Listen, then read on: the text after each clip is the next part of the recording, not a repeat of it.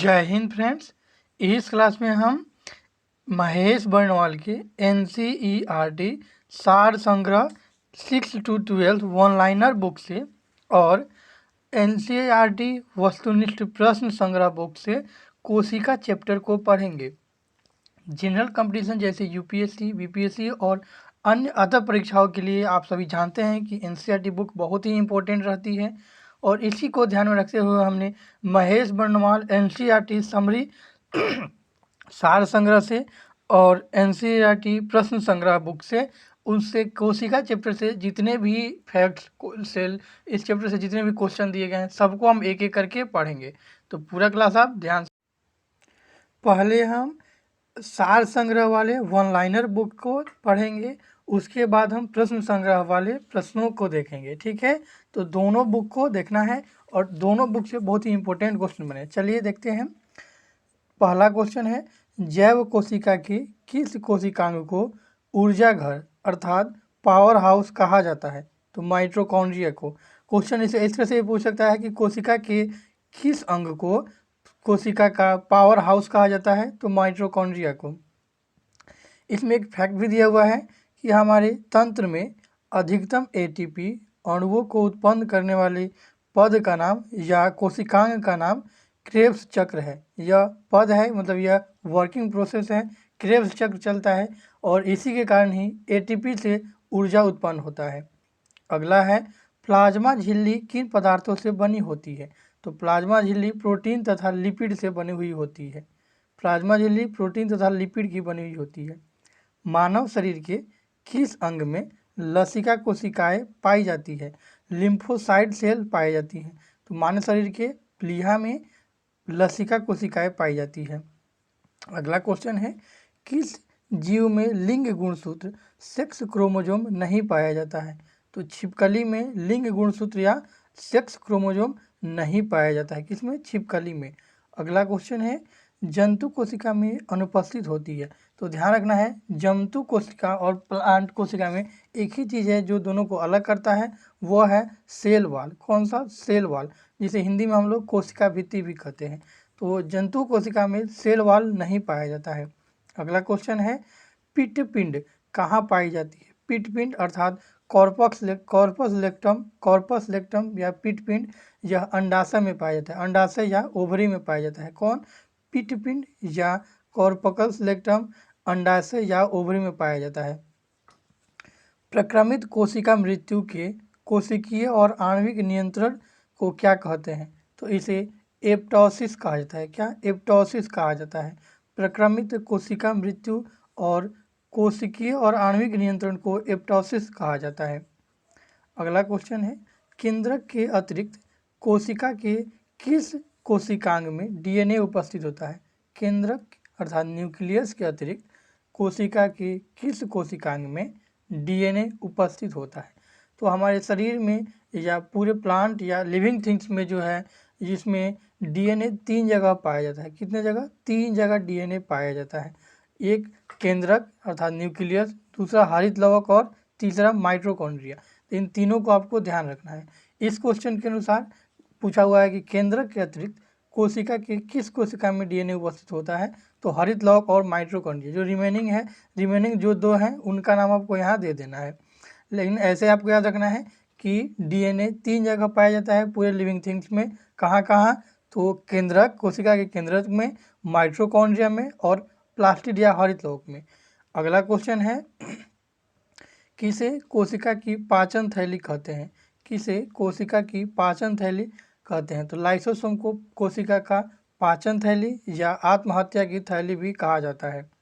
अगला क्वेश्चन है, मनुष्य के किस ऊतक में जन्म के पश्चात कोशिका विभाजन नहीं होता है?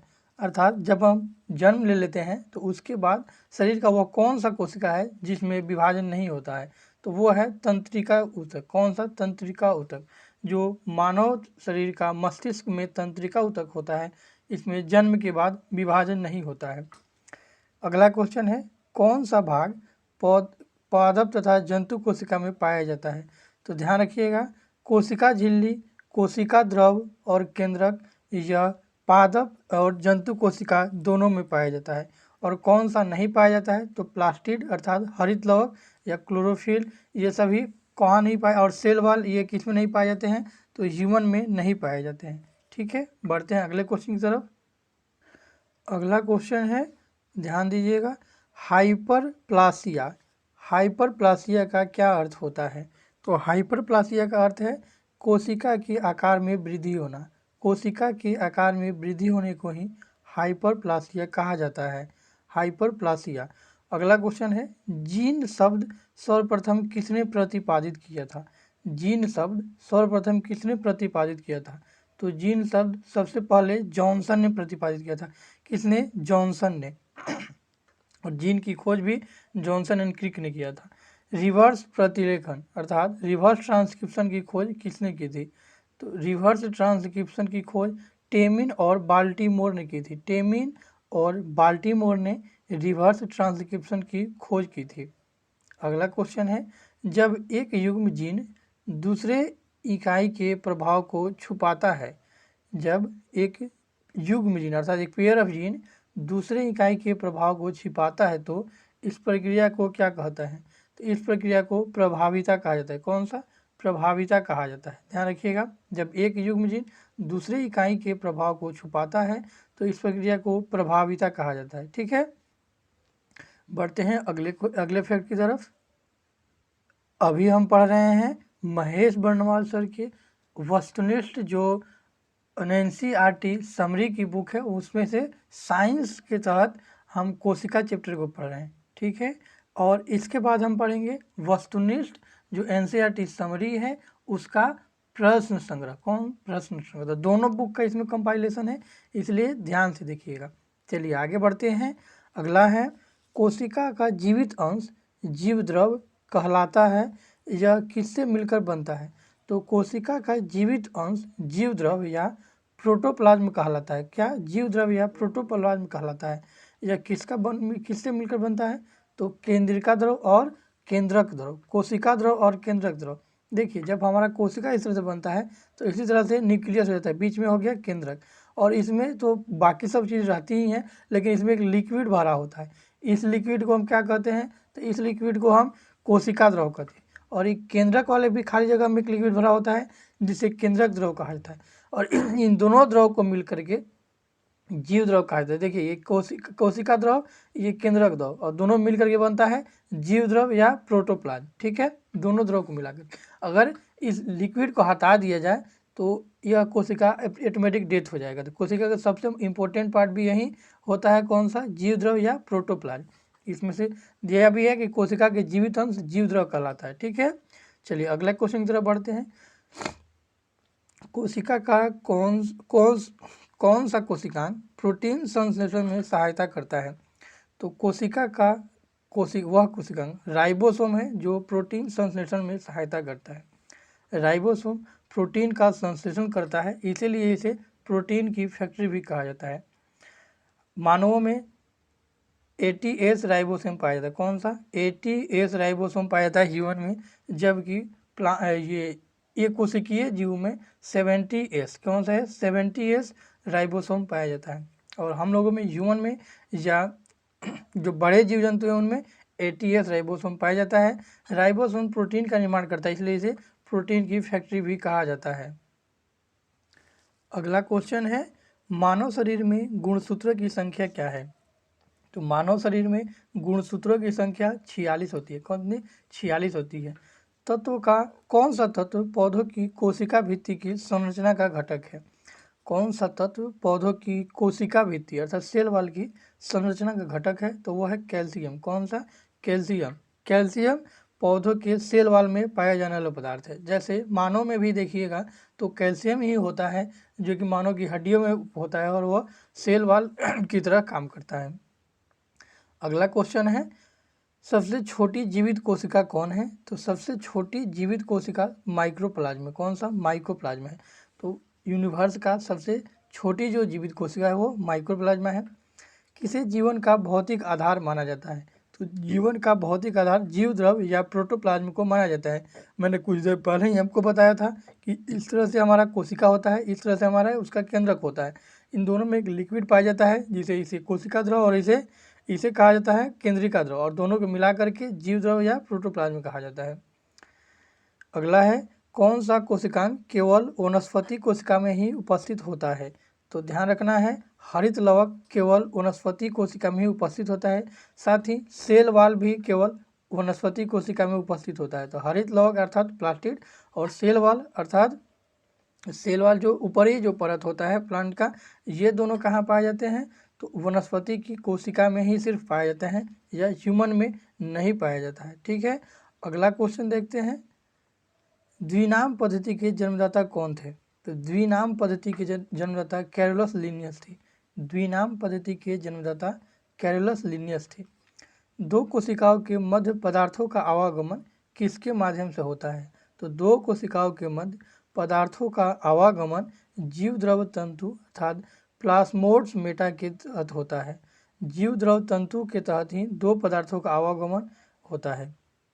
दो कोशिकाओं के मध्य पदार्थों का आवागमन जीव द्रव तंतु के कारण होता है। अगला क्वेश्चन है किस तत्व के कोशिकाओं में एकत्रित होने से रंध्र खुल जाते हैं? तो ध्यान देना है कि किस तत्व के कोशिकाओं में एकत्रित होने से रंध्र खुल जाते हैं? तो पोटेशियम के। किसके? पोटेशियम से, पोटेशियम के। अगला क्वेश्चन है ट्रैफिक पुलिस की संज्ञा किस कोशिकांग को प्रदान की जाती है? किस कोशिकांग को ट्रैफिक पुलिस कहा जाता है? ट्रैफिक पुलिस की संज्ञा किस कोशिकांग को प्रदान की जाती है? तो ध्यान देना है ट्रैफिक पुलिस की संज्ञा गोल्जी काय को दी जाती है। किसको? गोल्जी काय को दी जाती है। ध्यान देना है, ये क्वेश्चन थोड़ा सा इम्पोर्टेंट है। गोल्जी काय शरीर का वह पार्ट है जिसे ट्रैफिक पुलिस की संज्ञा दी जाती है, क्योंकि शरीर में जाने वाले सभी चीज़ों को यह डायरेक्शन दिखाता है कि तुम्हें कहाँ जाना है। प्लाज्मा झिल्ली किसकी बनी होती है? तो प्लाज्मा झिल्ली लाइपोप्रोटीन की बनी होती है। प्लाज्मा झिल्ली लाइपोप्रोटीन की बनी होती है। लाइपोप्रोटीन की बनी होती है प्लाज्मा झिल्ली। अगला क्वेश्चन है प्लाज्मा झिल्ली की संरचना। प्लाज्मा झिल्ली की संरचना का यूनिट मेम्ब्रेन मॉडल किसने दिया था? तो प्लाज्मा झिल्ली की संरचना का यूनिट मेम्ब्रेन मॉडल रॉबर्टसन ने 1959 में दिया था। रॉबर्टसन ने। कोशिका भित्ति होती है, तो कोशिका भित्ति पारगम्य होती है, जिसके थ्रू जो प्लांट के कुछ लिक्विड है वो प्लांट से बाहर भी आ पाते हैं। तो पारगम्य का मतलब होता है कि कुछ लिक्विड उसको पार कर पाता है। अर्ध पारगम्य का मतलब है कुछ जाता है कुछ नहीं जाता है, और अपारगम्य का मतलब होता है कि कुछ नहीं जाता है उससे होकर के। तो यहाँ कोशिका भित्ति के बारे में पूछा है, तो कोशिका भित्ति पारगम्य होता है। कोशिका भित्ति पादप कोशिकांग का वह अंग होता है जो सिर्फ पादपों में ही पाया जाता है। और इसके साथ कौन कौन सा? तो कोशिका भित्ति के साथ प्लास्टिड या क्लोरोफिल बोल सकते हैं। ये क्या होता है? कोशिका भित्ति और प्लास्टिड, यही दोनों सिर्फ प्लांट में पाए जाते हैं, ह्यूमन में नहीं पाए जाते हैं। अब कोशिका से जुड़ी कुछ इम्पोर्टेंट फैक्ट है जिसे आप देख कर सकते हैं और याद कर सकते हैं। कोशिका से जुड़ी फैक्ट की बात करें तो विश्व की सबसे छोटी कोशिका कौन सी है? तो माइक्रोप्लाज्मा। विश्व की सबसे बड़ी कोशिका शत्रुमुख की अंडा। मानव शरीर में सबसे छोटी कोशिका सेरिबेलम की गैन्युअल सेल। ध्यान देना है आपको कि मानव शरीर की सबसे छोटी कोशिका पूछा है तो सेरिबेलम की गैन्युअल सेल, जबकि ह्यूमन में ध्यान रखिएगा यहाँ मानव पूरे मानव मतलब मेल और फीमेल दोनों मिला करके बोला है। अब नीचे जाइएगा थोड़ा सा यहाँ से तो आपको कन्फ्यूजन हो सकता है, इसलिए मैं यहाँ कल क्लियर कर दूंगा कि मानव शरीर की सबसे बड़ी कोशिका अंडाणु और सबसे छोटी कोशिका सेरिबेलम, जबकि पुरुषों में सबसे छोटी कोशिका की बात करिएगा तो स्पर्म हो जाएगा। कौन सा? स्पर्म हो जाएगा। लेकिन अगर मानव शरीर की सबसे छोटी कोशिका पूछ रहा हो और उसमें सेरिबेलम की गैन्युअल सेल नहीं दी गई हो तो आपको स्पर्म मार्क किया है। कौन सा? स्पर्म मार्क किया है। ठीक है। मानव शरीर की सबसे लंबी कोशिका न्यूरॉन। तो ध्यान से देखिए, मानव शरीर से आप कंफ्यूज नहीं होगा। यह मानव शरीर की सबसे छोटी पूछा है तो सेरिबेलम की गैन्युअल सेल, अगर ये नहीं दिया रहता है तो स्पर्म मार्क किया है आपको। मानव शरीर की सबसे बड़ी कोशिका तो अंडाणु होता है जो यह फीमेल में पाया जाता है। ठीक है। मानव शरीर की सबसे लंबी कोशिका तो न्यूरॉन होता है। कौन सा? न्यूरॉन होता है मानव शरीर की सबसे लंबी कोशिका। तो ध्यान रखिएगा, सबसे छोटी गैन्युअल सेल, सबसे बड़ी अंडाणु या ओवम, सबसे लंबी न्यूरॉन सेल, और पुरुषों में सबसे छोटी पूछेगा तो स्पर्म अर्थात शुक्राणु हो जाएगा। कौन सा कोशिका? शुक्राणु कोशिका। और सबसे बड़ी पादप कोशिका होता है कोर्लेपोटैक्सीफोलिया। सबसे बड़ी पादप कोशिका कोर्लेपोटेक्सिफोलिया, ये इंपॉर्टेंट है, ये इसको सबसे पहले याद रखिएगा कि सबसे बड़ी पादप कोशिका कौन सा है, तो कोर्लेपोटेक्सिफोलिया। ठीक है, चलिए बढ़ते हैं नेक्स्ट क्वेश्चन की तरफ। तो फ्रेंड्स, हमने अभी पढ़ा महेश बर्णवाल सर के NCERT सार संग्रह कक्षा 6 से 12 वन लाइनर से संबंधित साइंस के तहत हमने इसमें कोशिका चैप्टर को पढ़ा है, कोशिका का वन लाइनर। ठीक है, अब हम इसके बाद महेश बर्णवाल सर का ही जो दूसरी बुक है वस्तुनिष्ठ प्रश्न संग्रह NCERT का ही जो 6 से 12 तक की बुक है, इससे संबंधित, इससे कोशिका को ही उसमें जो प्रश्न दिए गए हैं कोशिका से संबंधित उनको देखेंगे। चलिए आगे बढ़ते हैं।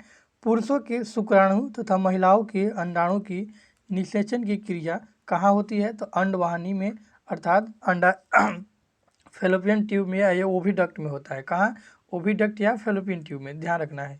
चलिए अब हम महेश बर्णवाल सर के ही बुक जो है दूसरी वाली बुक जिसमें प्रश्न संग्रह दिए गए हैं उन सभी प्रश्नों को देख लेते हैं। ठीक है, चलिए पहला क्वेश्चन है, जीवन की मूलभूत इकाई कौन सी है, तो जीवन की मूलभूत इकाई कोशिका को कहा जाता है। किसको, कोशिका को कहा जाता है। ठीक है, अब कोशिका से संबंधित कुछ इंपॉर्टेंट फैक्ट हैं जो कि आपको याद रखने वाले हैं और इन्हें आपको पढ़ना ही पढ़ना होगा क्योंकि ये इंपॉर्टेंट फैक्ट है। ठीक है, देख लीजिए क्या क्या है। कोशिका जो है समस्त जीवों की शारीरिक व्यवस्था की मूलभूत एवं कार्यात्मक एवं संरचनात्मक इकाई है। इसे 1665 में रॉबर्ट हुक द्वारा खोजा गया था, परंतु रॉबर्ट हुक ने डेड सेल की खोज की थी। बाद में इन्हीं के नाम पर कोशिका की खोज करने के कारण इन्हें कोशिका विज्ञान का जनक भी कहा जाता है। लेकिन बाद में 1674 में एंटोनी वॉन लीवनहाक ने एक जीवित कोशिका की खोज की थी। तो ध्यान देना है कि रॉबर्ट हुक ने 1665 में जो कोशिका सेल खोज की थी वो एक डेड सेल था। हालांकि पहली बार सेल की खोज उन्होंने की थी, इसलिए इन्हें कोशिका विज्ञान का फादर कहा गया। जबकि एंटोनी वॉन लीवनहाक ने लिविंग सेल की या जिंदा सेल की खोज की थी। अगला क्वेश्चन है, कोशिका सिद्धांत प्रस्तुत करने वाले वैज्ञानिक कौन थे, तो कोशिका सिद्धांत स्लाइडन एवं स्वान ने दिया था। किसने, स्लाइडन एवं स्वान ने, स्लाइडन एवं स्वान ने कोशिका सिद्धांत दिया था। इस तरह से सी ऑप्शन इसका सही हो जाएगा। अब इसका हम व्याख्या देख लेते। व्याख्या में दिया हुआ है कि कोशिका सिद्धांत अर्थात सेल थ्योरी का प्रतिपादन स्लाइडन एवं स्वान द्वारा दिया गया था। इस सिद्धांत के अनुसार सभी जीवों का शरीर एक अथवा एक से अधिक कोशिकाओं से निर्मित है। ये हो गया पहला। दूसरा है, प्रत्येक जीव की उत्पत्ति एक कोशिका से होती है। प्रत्येक कोशिका एक स्वतंत्र इकाई होती है तथा शरीर की सभी कोशिकाएं सामूहिक रूप से कार्य करती है। कोशिका की उत्पत्ति में केंद्रक की प्रमुख भूमिका होता है।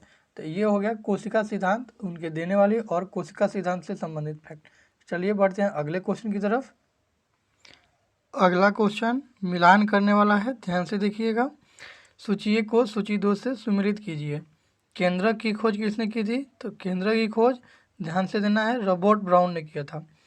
केंद्रक की खोज रॉबर्ट ब्राउन ने। जीव द्रव की खोज पूछा है, तो जीव द्रव की खोज डुजार्डिन ने। किसने, डुजार्डिन ने किया था। जीव द्रव अर्थात प्रोटोप्लाज्म का नामकरण किसने किया, तो पुरकिंजे ने। किसने, पुरकिंजे ने किया था जीव द्रव का नामकरण। और राइबोसोम की खोज जो की थी जी ई पोलैंड ने। तो इसका सही उत्तर कौन सा होगा, देखिए केंद्र की खोज रॉबर्ट ब्राउन, तो 2, जीव द्रव की खोज डुजार्डिन, 2 3 1 4, 2 3 1 4। देखिए किस ऑप्शन में है, 2 3 1 4, ये रहा 2 3 1 4। तो ये कौन सा ऑप्शन हो जाएगा, ए ऑप्शन हो जाएगा। ध्यान देना है, ए ऑप्शन हो जाएगा। तो आपको बस ये ऑप्शन देना नहीं है, बस आपको याद कर लेना है कि किसी खोज किसने की थी और फिर फैक्ट को रख लेना है। अगला है, कोशिका विज्ञान से संबंधित महत्वपूर्ण तथ्य जो दिए गए हैं वो कुछ इस तरह से हैं। कोशिका की खोज रॉबर्ट हुक ने किया था। जीव द्रव की खोज रॉबर्ट ब्राउन ने। कोशिका सिद्धांत स्लाइडन स्वान ने दिया था। माइटोकॉन्ड्रिया की खोज रिचर्ड ऑल्टमैन ने किया था। लाइसोसोम की खोज डी डुबे ने किया था। केंद्रक की खोज रॉबर्ट ब्राउन ने किया था। जीव द्रव का नामकरण पुरकिंजे ने किया था। गोल्जी काय की खोज बॉडी या कैमिलो गोल्जी ने किया था। राइबोसोम की खोज जी.ई. पैलेट ने किया था और क्रोमैटिन की खोज फ्लेमिंग ने किया था। तो ये स्क्रीनशॉट ले लीजिए। ये कुछ इम्पोर्टेंट कोशिका से संबंधित तथ्य हैं जिन्हें आपको याद रखना है कि किसकी खोज किसने किया था। अगला क्वेश्चन है कोशिका सिद्धांत का अपवाद है। तो ध्यान देना है, कोशिका सिद्धांत एक इसमें वायरस ही है जो जिस पर लागू नहीं होता है। कोशिका सिद्धांत वायरस पर लागू नहीं होता है, इसलिए यह कोशिका सिद्धांत का अपवाद है। विषाणु जीवित न ही वो जीवित क्षेत्र में आता है और न ही मरा हुए क्षेत्र में आता है। विषाणु तभी जीवित हो पाता है जब वह किसी दूसरे जीवित कोशिका के ये जीवित या डेड कोशिका के संपर्क में आता है, तो ही यह क्या हो पाता है, जीवित रह पाता है। तो कोशिका सिद्धांत का अपवाद विषाणु है। ठीक है, चलिए इसके फैक्ट को देख लेते हैं। अब इसमें क्या दिया हुआ है, फैक्ट की बात करें इसमें तो देखिए, विषाणु प्रारंभिक सूक्ष्मजीव है जो कोशिका की अवस्था को नहीं पहुंच सके हैं, अर्थात जिनमें कोशिका नहीं पाई जाती है, इसलिए कोशिका सिद्धांत के तथ्य इन पर लागू नहीं होते हैं। विषाणु अत्यंत सूक्ष्म संक्रामक परजीवी हैं जो जीवित कोशिकाओं के भीतर होकर स्वयं की प्रकृति या रिप्लिकेट बनाते हैं, अन्यथा वह एक डेड सेल के रूप में रहते हैं, अर्थात ये दोनों में के अंतर्गत आ जाते हैं। अगला क्वेश्चन है मानव शरीर में पाई जाने वाली सबसे छोटी कोशिका कौन है। तो मानव शरीर में पाई जाने वाली सबसे छोटी कोशिका शुक्राणु कोशिका है। कौन सी कोशिका है, शुक्राणु कोशिका है। कुछ देर पहले मैंने आपको सेरिबेलम की कोशिका बताई थी, लेकिन मैंने आपको वहाँ भी बताया था कि अगर वो नहीं दिया हुआ है ऑप्शन में, देखिए कहीं नहीं दिया हुआ है, तो आपको सेरिबेलम की अगर गैनुअल सेल नहीं दिया गया है तो शुक्राणु कोशिका के साथ जाना है। ठीक है, तो मानव शरीर की सबसे छोटी कोशिका शुक्राणु, सबसे बड़ी कोशिका अंडाणु जो कि फीमेल में पाया जाता है, शुक्राणु जो कि मेल में पाया जाता है। तो ये आपको याद रखना है। ठीक है, उसके बाद अगला इसमें जो फैक्ट है उसको देख लीजिए। मानव शरीर में पाई जाने वाली सबसे छोटी कोशिका शुक्राणु है, जबकि सबसे बड़ी कोशिका अंडाणु है मानव शरीर की। और प्रकृति में पाई जाने वाली सबसे छोटी कोशिका माइकोप्लाज्मा गैलीसेप्टिकम अर्थात माइकोप्लाज्मा है। प्रकृति की सबसे छोटी कोशिका माइकोप्लाज्मा है, जबकि प्रकृति की सबसे बड़ी कोशिका शुतुरमुर्ग का अंडा है। इन दोनों में आपको डिफरेंस भी ध्यान रखना है, ऐसा नहीं कि दोनों को मिक्स कर दीजिए। सबसे ये मानव में पूछा है, सबसे छोटा तो शुक्राणु, सबसे बड़ा अंडाणु, और इन्वर्स में सबसे छोटा माइकोप्लाज्मा और सबसे बड़ा शुतुरमुर्ग का अंडा। ठीक है, ऑस्ट्रिच एग। तो ये ध्यान में रखना है आपको। अगला क्वेश्चन बहुत ही इम्पोर्टेंट है, इसलिए ध्यान रखिएगा। प्रारंभिक तथा सरल संरचना वाली कोशिकाएं हैं। प्रारंभिक मतलब जब अर्थ बन रहा था उस समय जो कोशिकाएं आई थी, तो कौन आई थी, तो अर्थ जब बन रहा था तो जंतु कोशिकाएं तो थी नहीं, उसमें पादप कोशिकाएं भी नहीं थी। अब यूकैरियोटिक प्रोकैरियोटिक में आपको समझना होगा। यूकैरियोटिक वे कोशिकाएं को कहते हैं जिन्हें हम देख सकते हैं, जिन्हें हम अच्छे से मतलब जैसे कि बहुकोशिकीय जीव होते हैं उनमें पाई जाती हैं यूकैरियोटिक, और जिन्हें हम नहीं देख सकते हैं अर्थात जो एक कोशिकीय जीव होते हैं वे होते हैं प्रोकैरियोटिक कोशिकाएं। ठीक है, तो इनमें आपको बताना है कि यह प्रारंभिक तथा सरल संरचना वाली कौन कोशिकाएं हैं, तो प्रोकैरियोटिक कोशिकाएं हैं। कौन कोशिकाएं, प्रोकैरियोटिक। प्रोकैरियोटिक कोशिकाएं वे कोशिकाएं होती हैं जो एक कोशिकीय जीवों में पाई जाती है और ये अविकसित होती है। क्या होती है, अविकसित या सरल संरचना वाली होती हैं। आइए इससे संबंधित फैक्ट को भी देख लेते हैं। इससे जुड़े जो इम्पोर्टेंट डिस्कशन है या ये बोल सकते हैं व्याख्या है। प्रोकैरियोटिक कोशिकाएं प्रारंभिक एवं सरल संरचना वाली कोशिकाएं हैं जिनमें केंद्रक झिल्ली का अभाव होता है, इसलिए केंद्रक में पाए जाने वाले पदार्थ डीएनए, आरएनए और प्रोटीन न्यूक्लियाइड नामक अनियमित आकार के क्षेत्र में पाए जाते हैं। प्रोकैरियोटिक कोशिकाएं विषाणु, जीवाणु तथा नीलहरित शैवालों में पाई जाती है। तो मैंने आपको पहले ही कहा था कि प्रोकैरियोटिक कोशिकाएं एक कोशिकीय जीव हैं जिनमें की जैसे एग्जाम्पल के तौर पर विषाणु, जीवाणु तथा नीलहरित शैवाल। प्रोकैरियोटिक कोशिकाओं में क्या नहीं पाया जाता है, तो इनमें ध्यान रखना है कि इनमें केंद्रक झिल्ली नहीं पाया जाता है। कौन सा, सेल मेम्ब्रेन नहीं, बल्कि इसमें कौन सा एक मेम्ब्रेन जो होता है, देखिए ये हो गया हमारा कोशिका। ठीक है, कोशिका, और कोशिका का जो ये बना होता है इसे मेम्ब्रेन कहा जाता है। तो ये दोनों जगह पाया जाएगा। न्यूक्लियस के बाहर जो पाया जाता है न्यूक्लियस मेम्ब्रेन, ये हो गया सेल मेम्ब्रेन। ठीक है, तो ये जो सेल मेम्ब्रेन या ये जो कौन सा मेम्ब्रेन है, कोशिका नहीं सॉरी केंद्रक झिल्ली या न्यूक्लियल जो मेम्ब्रेन है यह नहीं पाया जाता है ये कोशिकीय या प्रोकैरियोटिक जीवों में। तो कौन सा नहीं पाया जाता है, केंद्रक झिल्ली। अब ये नहीं होने के कारण जो केंद्रक में जो भी लिक्विड होगा, अगर इसको बांध के झिल्ली से यहाँ से हटा दें तो ये इधर फैला हुआ रहता है, जिसे न्यूक्लियाइड कहा जाता है। ठीक है, चलिए अगला क्वेश्चन देख लेते हैं। अगला क्वेश्चन है पूर्ण रूप से विकसित कोशिकाओं के प्रकार हैं। तो मानव या जंतु जो कोशिकाएं हैं, बहुकोशिकीय जो जीव हैं, उन्हें पूर्ण विकसित कोशिकाओं के अंतर्गत रखा जाता है और उन्हें यूकैरियोटिक जीव कहा जाता है। यूकैरियोटिक जीव कहा जाता है। प्रोकैरियोटिक जीवाणु, विषाणु ये सभी एक ही टाइप है। ठीक है, तो ये हो जाएगा इसका ए ऑप्शन। चलिए इसका व्याख्या देख लीजिए आप कि यूकैरियोटिक कोशिकाएं संरचनात्मक रूप से पूर्णतः विकसित होती हैं, जिनमें पूर्ण विकसित केंद्रक कला, झिल्ली युक्त कोशिकांग। यूकैरियोटिक कोशिकाओं में को दो भागों में विभाजित किया जाता है, जंतु कोशिकाएं और पादप कोशिकाएं। तो ध्यान में रखना है, प्रोकैरियोटिक मतलब छोटी छोटी जो जीव हो गए एक कोशिकीय। यूकैरियोटिक, यू का मतलब होता है कि आप जिन्हें देख सकते हैं उन्हीं को यू बोल सकते हैं, तो वहाँ से आप यूकैरियोटिक याद रखना है। ठीक है, बढ़ते हैं अगले क्वेश्चन की तरफ। निम्नलिखित में से कौन सा कोशिकांग पादप कोशिका में पाया जाता है परंतु जंतु कोशिका में नहीं पाया जाता है? तो ध्यान रखना है, हरित लवक। कौन सा? हरित लवक जो है यह सिर्फ पादप कोशिका में पाया जाता है, जंतु में नहीं पाया जाता है। हरित लवक पादप कोशिकाओं में पाए जाने वाले लवक का एक प्रकार है। लवक केवल पादप कोशिकाओं में ही पाए जाते हैं। इनके 3 प्रकार हैं, अवर्णी लवक ल्यूकोप्लास्ट, वर्णी लवक क्रोमोप्लास्ट तथा हरित लवक क्लोरोप्लास्ट। ये 3 प्रकार का होता है। कौन सा? तो प्लास्टिड। हरित लवक में उपस्थित पर्णहरित अर्थात क्लोरोफिल की सहायता से ही पादप फोटोसिंथेसिस अर्थात प्रकाश संश्लेषण क्रिया करते हैं। इसी कारण हरित लवक को पादप कोशिका का रसोई घर कहा जाता है। किसको? हरित लवक को क्या कहा जाता है? तो हरित लवक को पादप कोशिका का रसोई घर कहा जाता है। ध्यान रखना है ये तीनों के बारे में। हरित लवक को हम क्लोरोप्लास्ट के नाम से जानते हैं। अगला क्वेश्चन देखते हैं, किस जीव की कोशिकाओं में कोशिका भित्ति नहीं पाई जाती है?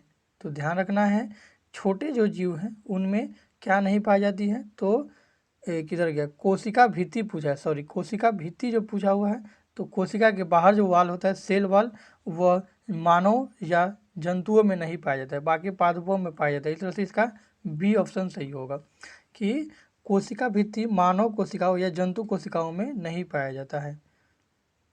सेल वाल सेलुलोज से निर्मित एक पारगम्य आवरण है। ये भी ध्यान रखिएगा, क्वेश्चन पूछता है कि सेल वाल किसका बना होता है, तो ध्यान रखना है वो सेलुलोज का बना होता है।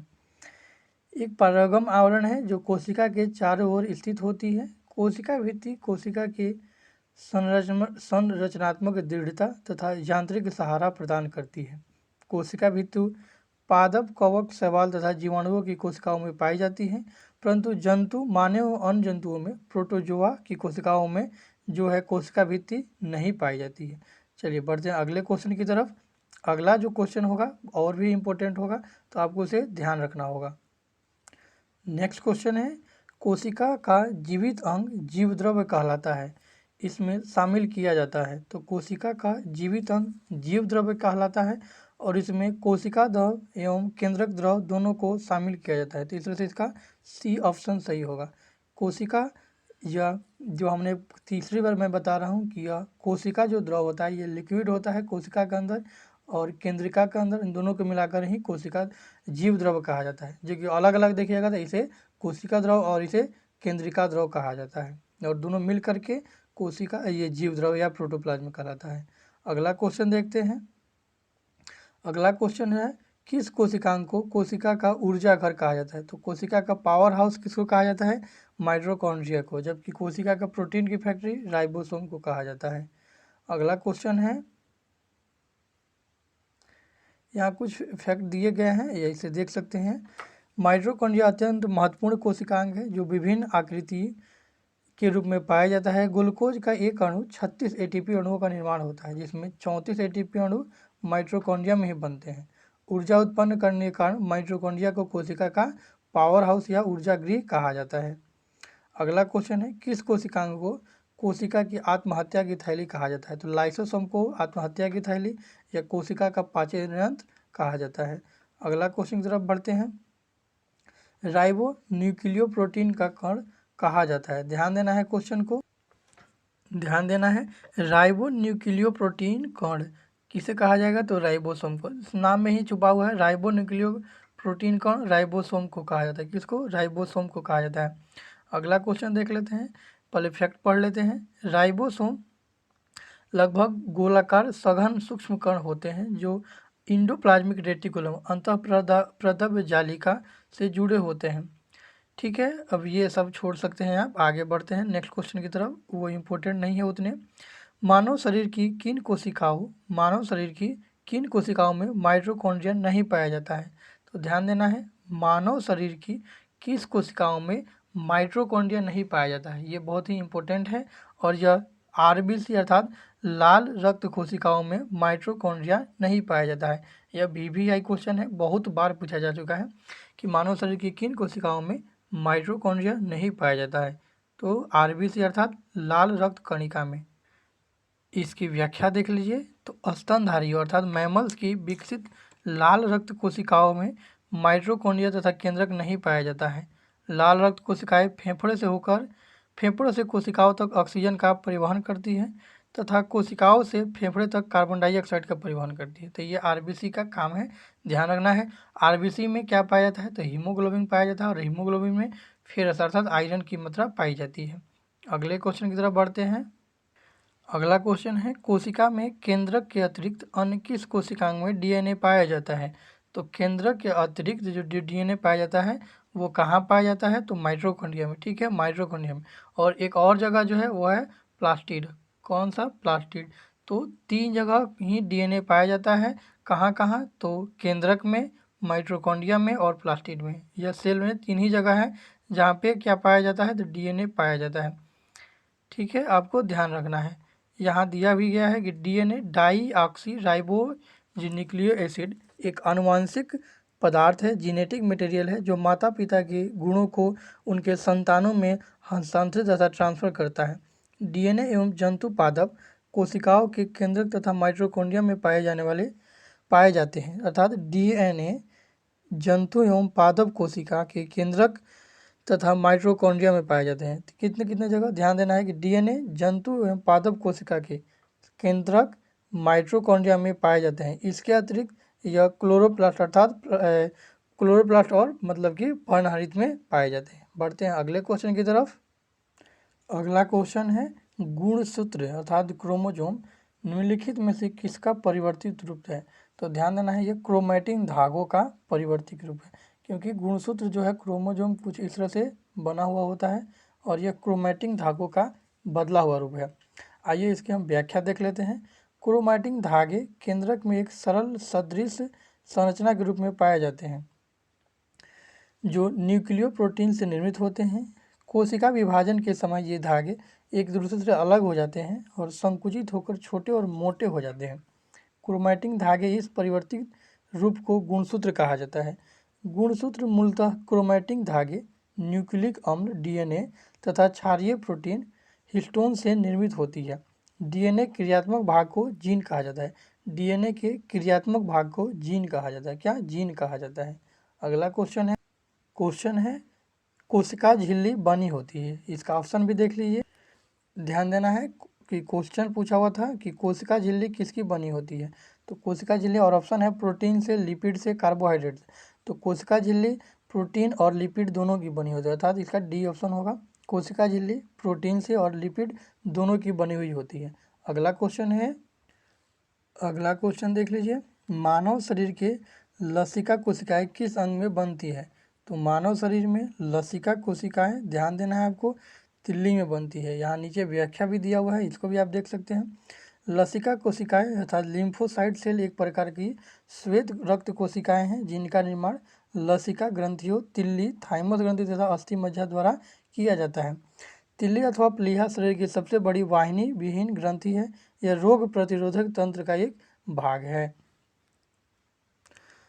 अब लास्ट में हम कोशिका के प्रमुख रचना और उनके कार्यों को एक बार देख लेते हैं।